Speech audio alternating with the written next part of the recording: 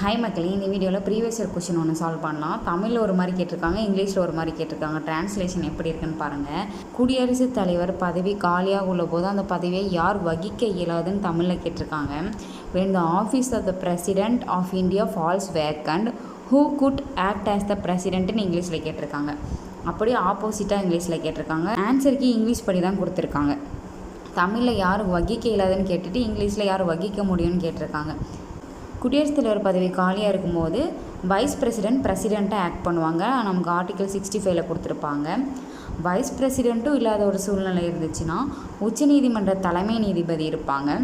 உச்சநீதிமன்ற தலைமை நீதிபதியும் இல்லாத ஒரு சூழல் இருந்துச்சுன்னா உச்சநீதிமன்ற மூத்த நீதிபதி. இதில் பாருங்கள், தமிழில் உச்சநீதிமன்ற நீதிபதினு கொடுத்துருக்காங்க, இங்கிலீஷில் senior most judge of supreme court கொடுத்துருக்காங்க. உச்சநீதிமன்ற தலைமை நீதிபதி இல்லாதப்போ உச்சநீதிமன்றத்தோட மூத்த நீதிபதி தான் பிரசிடெண்ட்டாக ஆக்ட் பண்ணுவாங்க. ஸோ இத்தனை டிரான்ஸ்லேஷன் மிஸ்டேக் இருக்குது. ஆன்சர் கீ இங்கிலீஷ் படி தான் கொடுத்துருக்காங்க. வைஸ் பிரசிடெண்ட் ஒன்லின்னு கொடுத்துருக்காங்க.